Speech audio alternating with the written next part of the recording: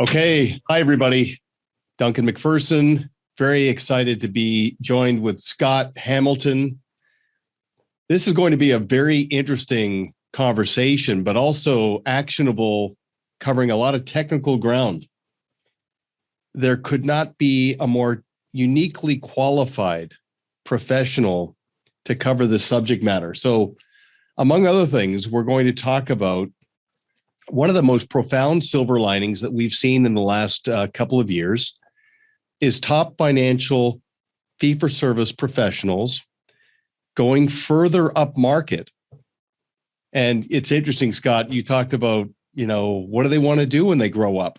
Well, they're growing up market in some cases by growing down, but to establish that brand within a brand where they can position themselves uniquely to have a multi-family office. So before we get into the nuts and bolts, I would love for you to talk about your history, your background, especially your previous life. So you've been a coach and consultant on the Pareto Coaches Network for quite a while now, but it's before that, the level that you played at in working with high caliber clients, along with financial professionals, that gives you such a unique window on this. So thank you for being here, and then take it away with a bit of your history.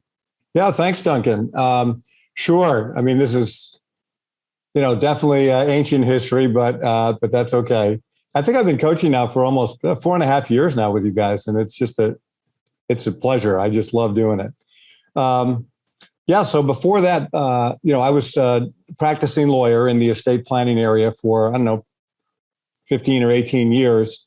And, I tell people that I saw how much money was being made by the insurance salespeople selling insurance to my clients. And I thought to myself, I can probably do this as well as it's being done now, and maybe a smidge better, And so I started a new company, which was called Innovision, still out there. And we worked basically with high net worth families all over the country. And the definition of high net worth ended up being I say in our busiest years was probably 25 million and up. I still talk to clients occasionally, but they've got to have at least 50 million now. And most of the ones that I talk to are 100 to 200 million, I would say. And I'm not saying that, it's not a brag or a boast or anything. It's really just, recognition on my part that I want to work with people who have really complex problems. I want to work with people where I can provide a huge amount of value. And, that's where it is. I mean, that's that space. I mean, I kind of worked my whole career to build up a skill set to be able to work in that marketplace. So, I probably around 2002 or 3, we started Innovision and grew it to about 20. I think we had about 20 people working for us. It's a good sized company and very successful until the tax law started to change and they started to, creep up the exemption, which I'm sure most of the people online are familiar with. And, that didn't kill the company, but it killed the need for a lot of people. So we had to do exactly what you're talking about. We had to shrink pretty fast, and we did. And then really just focused in on the really high end of the market. And that was it was a ton of fun. So, I've got that experience working with really challenging, really successful, really high net worth people that I think is helpful, certainly for the people who are trying to get into this marketplace, or maybe they're already in it and they want to expand, further. They're liking it too. And they're seeing that, the challenges are it's just great. It's a lot of fun, and if you've had a really nice retail practice, but, you're kind of tired of it and you're just looking for more zing, this is definitely an area to be in. I mean, it's just, for the right person, it's a huge amount of fun. Well, we were talking yesterday, and if I heard you correctly, because we want to ride the track on both sides of the quantitative and qualitative. But I think you told me yesterday that as you went further up market, the degree of personal fulfillment and also the appreciation level of those higher caliber, more complex clients, it was greater as well. Yeah, and this is something that I think it bears just talking about for a minute here. Like, a lot of people think they might want to get into this space, but it's incredibly challenging. The needs and the ability to pay for what they need is just completely different. Cash flow is usually not as much of an issue, but finding places to put money is an issue. People who worry about what to do with money. I mean, everybody worries to some degree about what money might do to their kids. But when you've got, $500 million, it's like it's just a different game, and at that level, there's many more stakeholders than just your immediate family. I mean, that money can go for generations, people you don't know. And in a lot of the cases that I worked on, they were large but small businesses, 800 employees, maybe 500 employees. So good size, right? But a lot of the owners, Duncan, one of their key concerns was like, I don't want to just make my kids rich.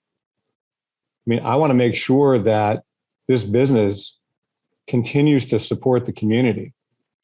In a lot of these cases that I worked on, the business employed everybody, everybody within 20 miles of the business, usually small markets. If that business was sold and moved, I would have been devastating for the communities. So, this is what I mean. The issues are, that's just one example, but the issues are just multiplied like crazy with the numbers. And I just loved it, right? So the reason I'm saying it is because it requires a tremendous amount of effort, a lot of digging, a lot of willingness to admit that maybe you don't know everything and you've got to partner with other people to deliver the level of service that's really going to satisfy this type of a client. So, yeah. So for me, though, as you say, I'm just jazzed by it. It's just every day you wake up and you go, I don't know what today's going to bring, but it's going to be exciting. And that's a cool feeling for me anyways. I'm sure for others, but certainly for me. That's a great spot to be in. And that's very gratifying to hear about the commonality of some of these very high caliber business owners who are very much fixated on the legacy and the ripple effect on the other side to their employees, to their community, and of course their family members, not just hitting their number and giving that part of it meaning. That's very, very good to hear. We got so much ground to cover. And of course, I asked you yesterday to send me some information to prepare me, and you just buried me. So this will clearly not be a one-off conversation, and this is clearly emerging as a pattern. And I don't want to oversimplify this because you and I are engaged in consultations with teams that are actually building this out in real time. It's interesting. You weren't on this call this morning, but I was on a call with a team in Ontario, and the classic, right? Couple hundred clients, great business, great bench strength, great reputational elements in the community. And the lead advisor wants to grow further up market. And he's starting to see, he's getting introductions to people who have $5 or $10 million of investable assets, but have a net worth of $50 to $100 million that would be outside of the process initially. But he wants to crack that code so he can get out in front of that and be very attractive as those liquidity events happen. And as I said to him, your goal in the next 3 to 5 years is to have 15 to 25 clients that you can be their multifamily office. And you might even argue a smaller number, but that is in essence the premise. So let's talk about how we get there. And the one other thing I want to acknowledge, Scott, and I think one of the things, and you know this undoubtedly, but back in your early days, when you made that distinction about the income opportunity in the insurance world, it was probably your lack of salesmanship that actually made you very attractive to those clients when the insurance and risk management components were brought into play, because you weren't pitching it, you were positioning it as a solution. Is that safe to say? Yeah, it's more than safe to say. I'm probably one of the world's worst salespeople.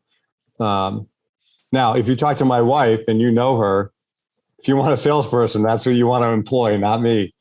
We built a very data-driven, very goal-oriented process for clients. And insurance was like the last thing on our mind. It was, how do we figure out where they want to go and get them there? And if insurance is called for any particular reason, fantastic. But we were also fee-based too. So, I mean, we were getting paid just fine on a fee basis, that we didn't really need to drive the insurance revenue. But, as most people on the call know, insurance can be, quite lucrative. And it's just, rather than refer it out or 100%, I mean, that it was just made more sense to keep some of it at home. So yes, I mean, I'm not really a great salesperson, as most people who know me would tell you. Well, but again, part of your charm is because you're completely transparent. You have the technical ability and you're client-centered always. So I'm not sure if you want to start here, but the one thing I want to talk about in terms of a financial professional reimagining their role, their relevance, their sense of purpose, all of that, a big part of it is in establishing, formalizing, and professionalizing a value-added support team, which I would refer to as VAST as an acronym. So value-added support team. Over the course of the last couple of months, I've been insisting that advisors make contact with M&A professionals, trust professionals, business brokers, to just basically buy some of their time, understand a day in the life and their expertise, and figure out where they fit, how they can engage these professionals in their value-added support team. Do you mind if we start there just for a second? I know we've got a lot of other ground to cover. Yeah. Frame it up a little bit for me. I mean, I agree with you. I mean, I think that, there's the core, just to take a step back for a minute. So having helped build a multifamily office for one relatively large RIA, I can sort of have that experience of building it out, like what works and what doesn't. But also I think, and I know you've done this too, just watching in the marketplace and seeing what the competitive forces are. I mean, it's clear, for right or wrong, that multifamily offices are investment driven. I mean, it's AUM, it's a percentage of assets that pays the freight for the ongoing services. And a lot of advisors, I think, are content and successful just delivering a superb investment management process, an outcome. So what's happened, I think, over the last maybe 10 years is that the competition in this space has ratcheted up. All the wirehouses have family office services. Many of the larger RIAs have built out family office services. Trust companies have all built out, because this is a very desirable client, right? I mean, wherever you set the level, it's a very desirable client, profitable. And so this is where I think you're seeing a significant need for value add to be part of your process if you're going to stay competitive. Otherwise, if you don't have access to all of this stuff at your fingertips, I'm not suggesting, by the way, that we bring it in-house for a number of reasons. But if you don't have access to it, then you can bet somebody is pitching your best clients on the things that you're not doing for them. And, whether that causes them to leave or not, I don't know. We just had a case in one of the coaching clients that we have with Pareto where the $50 million account left. And it wasn't because they weren't doing a great job. They were doing a great job. In fact, they were doing what the competitor said they weren't. I mean, when you get right down to it, but now you're in an argument with a client and that's not going to work, right? The client said, no, I really need these services. I see that they're available at this trust company, and they left. Yeah. Not a good day in the investment business. I mean, and these guys recognize that they've got to now expand beyond just investment management and bring in some of these other areas. So that's the kind of framing that I think about when I think about, and I love your acronym, Value-Added Support Team. I mean, it ties in nicely with what we've been talking about for years, which is the idea of bringing other professionals into our process. Well, and just to jump on that for a second, because I've never been comfortable with the positioning of circles of influence, because that implies that I'm going to assemble this array of relationships who are going to influence others to do business with me. And it just doesn't seem client-centered. We also don't want financial professionals to get into this sort of knee-jerk sort of positioning where they're saying, we're going to refer you out. No. We're going to engage these other service providers into the process. And this is a very huge distinction, because I'm having this conversation more frequently recently as well. I'm constantly hammering on our clients on their enterprise value. And of course, most of them base their enterprise value on AUM.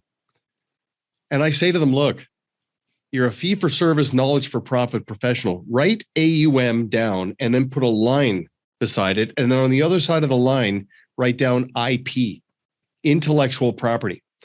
I want the value of your intellectual property to rival the value of the AUM. Now, some people think that's a fantasy. It's not a fantasy. We see businesses now that are no longer 2 or 3x. They're now 6, 7, even more, based on the degree that they are process driven. The secondary benefit of that is the more a financial professional embraces this mindset, I believe they are, not only do they have that intrinsic value, I think they're more relevant to a business owner because they are thinking like a business owner, not a broker, yes, not just somebody who has that commoditized technical ability. Okay, so that's good. So let me ask you the next question. Would you agree that many advisors are reacting to triggering events? So an event occurs and then they deploy the SWAT team to try to go and address those issues, where in fact they should be way out in front of it, future pacing with clients that we have a process in place that will address this as your life unfolds. Yeah, I think so. And so first of all, with my lawyer training, I rarely answer yes or no to a question like that. It depends, right? Is always the answer. But yeah, no, I think that's right. And it's one of the things that I'm seeing more and more as people are starting to think about getting into this market, which is, there's always a hesitation to give up. And, maybe think about reassigning clients somewhere else. Right. And, I don't think that's necessary. Like, I love your positioning a brand within a brand, right? There's no reason that an advisor can't build a team to support clients at all levels. Yeah. Right. I think that's totally doable. And what, your idea here of process and running a business, this is the key, right? This is the key to that. You have to have processes so that that all the clients are being well taken care of. They may not be being taken care of by you, but everybody's getting a great experience all the way up and down the chain. So yeah, I totally agree with that. Well, as we, on that consultation yesterday, you and I did, I mean, that we reinforce the positioning that you're doing the 80% a disservice by keeping them in the status quo. And it's not a handoff, it's an elevation to a different person on the team who is deploying the same practice and process. Okay, so arguably, the lead advisor's B client becomes somebody else's A client, but they're not winging it, being left to their own devices. They are creating a client experience based on those best practices and deploying the process to put the pieces of the puzzle together. And then, of course, liberating the advisor. So, again, I do want to jump to some of the positioning and the future pacing with the 25 clients in terms of what's coming. But do you think so far in this conversation, we've done an adequate job really hitting on the subject of the benefits of establishing that brand within the brand and maybe the risks in not establishing the brand in the brand? I'd like your feedback on that before I move on.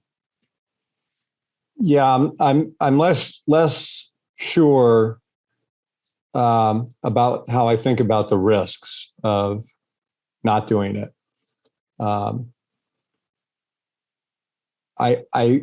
Because I think that there are people who are going to struggle moving into that market. Mm-hmm. They've done a fantastic job building what they have and very successful. I mean, you know that a lot of the people that we talk to are monstrously successful. And to me, they've got to be committed either to bringing on talent internally or externally to work in this market, or they got to want to do it themselves. Just like saying, I think it would be a good idea to work with people that have 50 million is going to be, without more preparation and more commitment, is going to be tough, if not impossible. So, like, to me, it's like a preliminary decision that has to be made. Do I want to be in this market? Do I want our team to be in this market, right? And if we do, fantastic, right? Then it's like everything else. If you know where you're going, it's much easier to get there. And that's true here, I think. So am I hearing this properly, that it's not just the opportunity to the advisor, the decision to opt in based on, like you say, the commitment? It has to be as much about responsibility to myself and my own pursuit of self-actualization, but also a responsibility to a client. I don't want them to outgrow me or feel that they've outgrown me. And we've seen it, as those numbers get bigger, more money, more complexities, sometimes more problems, doing them a disservice by not embracing this. I guess balancing the opportunity with the responsibility. Am I overthinking that, or? No, I think you're 100% right. I'm trying to remember the old thing about, the dog chasing the car, and what do they do when they catch it, right? I mean, it's the same thing here. Like, I'm not, I can't overstate the demands that someone with 25 or 50 million will put on a team. And they're totally respectful about it. It's not like they become jerks all of a sudden because they sold their business and they got a lot of money. It's just that they sold their business, they got a lot of money, and now all of a sudden their life has changed. Yeah. In a lot of ways. More than just, are we investing properly? I think a lot of people underestimate what it means to become suddenly affluent. Even if it is that 25-year overnight success story for a business owner, like it was sort of inevitable, it was coming, but it gets real fast. And there's so much going on, so much complexity. I got to come back to the dog thing for a second, because you reminded me of one of my kids sent me a video of a dog, very much like one of ours, mm-hmm. barking at a bird, and as tough as you can imagine, like just mean, angry dog, small dog, barking at this bird. And then the bird looked down at the dog and flew at the dog. And the dog just lost it, freaked out, ran away, terrified. So basically, your analogy about the dog in the car. But so there's a lot to consider here. If you could ease in to some of the elements, because I know you've got this built out approach, and we are actually refining and optimizing it now in real time with consulting clients that are going to this next level with us. Some of the initial elements on a checklist that a team needs to consider to commit to this and then start chipping away. Some thoughts on that? So, I mean, I think I think it's a long checklist, first of all. I mean, I don't want to undersell that. But I also want to say it's completely doable, right? Just about everybody that we work with, I say, has the brains and the skill and the, willingness to work hard that would allow them to be successful in this area. So, I mean, I think it's really more just decision. Do I want to do this or not? Right? They've got the capability. So, I think there's a couple things. First of all, they've got to get their own house in order, right? Which is, of course, one of the things that we do every day with people is, again, not that there's anything wrong with what they're doing, but it is the case in every team I've worked with through Pareto that they have a large number of households that are not being served. Nobody's really paying attention to them. And it's because they don't have a lot of extra time to work on them. They don't have the staff to work on them and so forth. Mm-hmm. And, I mean, you and I both know that hurts the business. I mean, those people, those households who are not getting the advisor's attention are taking the attention of the team, the rest of the team, in a big way. Certainly not one by one, but as a group. And it's frustrating to everybody on that team to do that. So one of the things that I think makes sense is to start thinking about how are we going to run this business going forward? Like if we need to hire people, let's hire them, and let's segregate that business if we're going to hold on to it. It may be that they don't want to hold on to it. I mean, I've seen them. Mm-hmm. There's another talented advisor in our office. He's not on our team. She's not on our team. But she's got the time, or he's got the time to work with these clients. And we want them to be served. I mean, the advisors have every intention of serving them. It's just how much time in the day is there, right? Right. So either staff up internally or find a good caring advisor externally who can take over that segment of their business. And then that frees up the staff to start actually supporting this effort, right? So we got to be internally, we have to be good. All the processes we work on at Pareto have to be solid, right? Just up and down whatever the remaining clientele is, or whatever, whoever they elect to work with going forward. I think once there's a comfort level there, now we can start to build out the service offering for the MFO offer. And that, luckily, I think I don't want to say it's easy, but it's easier, because I think there's a pretty defined universe of services that people in this marketplace want. They may, it's like everything else. They may need some services more than others, right? And at different times, they may need different things, of course. But from here, it's like saying, okay, let's identify what those services might be that we're going to offer. Let's get some familiarity with what they are, and let's find out who the best people are who are working in these different areas. Mm-hmm. So as you said earlier, we invite those people into our process. They become part of our team for whatever period of time, is necessary, including, in perpetuity, right? I mean, who knows? Like, if you're going to do check writing, you're not going to stop doing that. You're going to do that. As, I don't know how many people write checks anymore, but you get my point. Bill paying, yeah. right? A hugely important service to a lot of clients. Very sticky, also. I mean, but you got to have the staff for it. You can't not pay bills, right? I mean, and that's an important, but maybe a smaller piece of all this. So, some of the bigger things are making sure that estate planning is done. And again, these advisors, although most of the ones I've met are very talented in this area, they've seen a lot.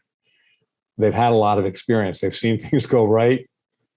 They've seen things go wrong. So bringing that to the table in the high net worth space is incredibly valuable. So you position that as get your house in order. So that's sort of an overarching theme.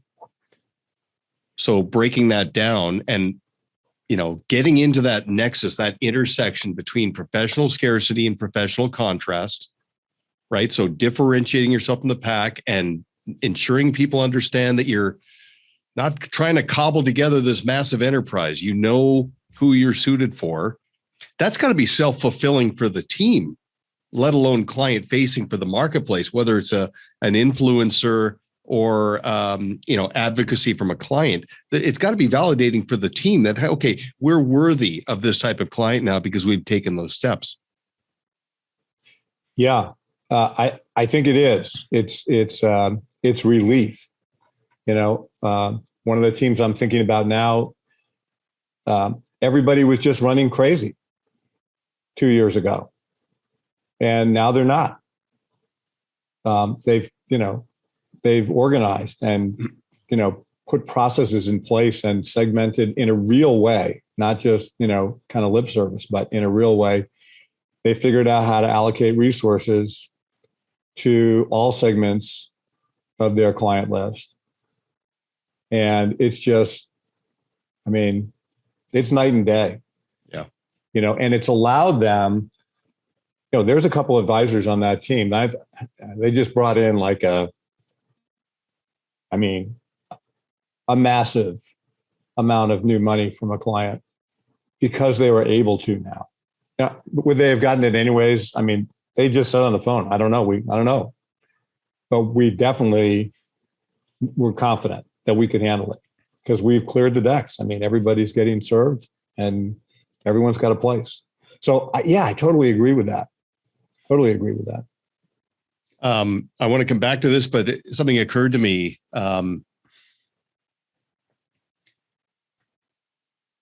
When somebody has a liquidity event, gets busy, noisy, complex, who's doing the chirping into that client's ear that you've got to consider going over to this trust firm or you've outgrown this advisor? Who's doing that chirping? Who's creating that doubt? Is it within or is it an external thing? It could be within. It could be the CFO who's doing that. Mm-hmm. For these larger companies, and there's nothing wrong with this, but a lot of these CFOs are coming from larger, accounting firms, and they've had relationships with, with bankers and M&A people from some of the investment banks or the investment side of the banks. And so it could be internal. If it's not internal, it's definitely going to be the M&A team, right? So if we hire a bank, an investment bank, to come in and do M&A, the M&A work and run that sales process, you can bet that they've got a cross-selling meeting going every week, with the investment management side of that bank, looking for opportunities. And again, I'm not saying there's anything right or wrong about it, right? But it's important to have an awareness. They're going to be pitched hard, right? Invited to New York for a weekend, meet the president. It depends on the size of the client, of course, but meet the president of the bank and go out to, it's hard for a lot of advisors to keep up with that full court press. Well, and it's interesting. I had one advisor say to me, that used to be intimidating. And then I realized through feedback from a couple of people that it was not greener on the other side. After the fade of the overpromise, underdeliver, after they've, got their win, the experience fizzled out quite dramatically. So I think that's pretty important to keep in mind. I want to ask you a couple more things, but just in the spirit of a call to action, if anybody listening in wants to just get their head around this opportunity, this responsibility, and our capability, I would encourage you to consider a gap analysis conversation with Scott on reimagining your trajectory and your growth model, and if this might be a good fit for you. I want to talk a little bit about communication and priming the pump. Once an advisory team says, okay, we want to do this. We're bought in. We get it. We've got our checklist. We're going to chip away. Now comes the moment of truth. Communicating this, positioning this, not pitching it, positioning it with clients. I mean, we just had that consultation yesterday where we walked through some of this brand within a brand messaging. I'd like to spend a couple of minutes on that if you're okay, because I think it's very, very powerful just to demystify. So a lot of advisors are planting seeds with their clients that this is coming. They're not going over the top on setting expectations. They're just future pacing. And they're basically saying to their top 25 to 50 clients that one of the silver linings of this last couple of years has been, as a team, we've become closer and more tethered together, even though we were forced to work remotely. And we're so rejuvenated. We've engaged a consulting firm. We've identified a few gaps in terms of our bench strength. And we are addressing and optimizing our process to get out in front of our clients' evolving needs. And I'm really looking forward to showing you what that looks like over the course of the next several months. That's just sort of one variation, but that has been very well received by clients, just in terms of how that's interpreted about the relationship directionally. Thoughts on that? Yeah, I've heard you talk about this a lot, and I've of course stolen it and use it myself. Remember, you talked at one of the events when another friend of mine, Scott Keffer, talked, and he said, the first time you use something from someone else, you give credit, and the second time you forget credit, and the third time it's your idea. So by now it's probably my idea, but yeah, no, I think what's appealing to this is the idea that the advisor is really living that concept of being all things to a select group of people. I think the listener, the audience, the client loves to hear that. They love to hear that you've dedicated yourself to working with people like them. You're not across the board. You're not stressed, but you're bringing your years of experience in most cases to bear to help them succeed. And I can't think of a more powerful message. Well, and reading between the lines, it also says, I'm not complacent. The clay is soft. I'm striving to constantly elevate and get out in front of our clients' evolving needs, which incidentally, and you've seen this as well, one of my favorite exercises in the gap analysis and early in the engagement with a team that is going down this path is just asking them, what has the last 2 years revealed for you?